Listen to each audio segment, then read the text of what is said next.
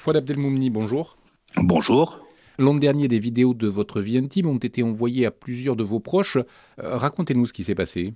Oui, il y a eu des dizaines de personnes qui ont reçu cette séquence vidéo de 1 à quelques minutes chacune, prise à mon insu dans ma maison, grâce à un appareillage d'enregistrement audio-vidéo très sophistiqué, dont les caméras étaient insérées dans les appareils de climatisation dans chacune des deux pièces de l'appartement. Et ça s'est passé après que j'ai eu de très nombreuses menaces, m'intimant de me retirer du débat public sur l'autoritarisme et la corruption, et en particulier quelques sorties sur l'état policier suite à des violations très graves des droits humains dans mon pays.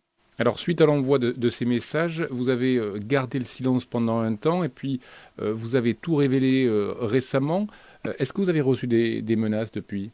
Disons, j'avais décidé d'adopter un profil bas, sans me retirer de manière intégrale de l'espace public, mais je prenais beaucoup de précautions, je n'intervenais que très rarement et de manière, je dirais, très soft. Mais la répression a pris de plus en plus un tournant outrancier au Maroc et est arrivé un moment où un ami pour lequel j'ai énormément d'appréciation et de respect, Maté Mounjib, historien de réputation internationale, a été poursuivi sur une nouvelle affaire de blanchiment d'argent et des choses comme ça. Et donc, j'avais de nouveau pris position en disant que cette poursuite était outrancière. Et à compter de là, on est revenu encore une fois à la diffamation dans les médias proches des services. Et donc, j'ai décidé que je ne pouvais plus simplement exister et me regarder dans un miroir en acceptant d'être l'otage d'un système de répression vil et surtout un système qui anéantit, qui annihile l'intelligence des Marocaines et des Marocains. Pour vous, c'est une campagne de déstabilisation qui est menée par un corps mafieux lié à l'État marocain. Expliquez-nous.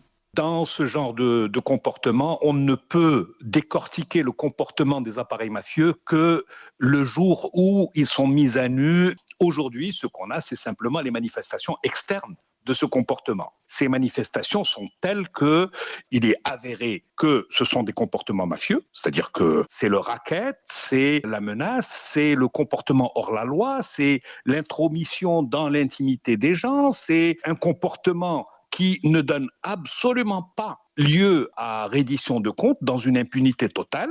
Je ne peux évidemment pas aujourd'hui apporter une preuve factuelle évidente que n'importe quel juge accepterait, mais je suis convaincu que n'importe quelle justice indépendante, probe, honnête et efficace devrait rendre compte de la responsabilité première de l'État marocain dans cette situation. Selon vous, d'autres personnalités ont été victimes de ce type de campagne de diffamation? Oui, alors je citais tout à l'heure Maté Mounjib, il y a plus de 1 000 articles de diffamation qui ont été répertoriés à son égard. Il y a ce genre de porn revenge, on a déjà sur la place publique, je crois, une quinzaine de cas qui sont officiellement répertoriés et pour lesquels, à l'évidence, il s'agit toujours de personnes qui sont dérangeantes pour l'autoritarisme monarchique.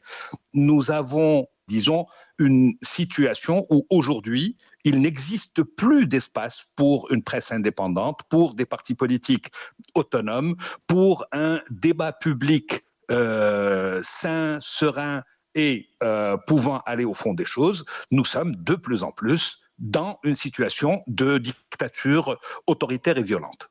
Vous êtes donc d'accord avec ces ONG comme Human Rights Watch ou Amnesty International qui dénoncent régulièrement la répression des voix critiques au Maroc?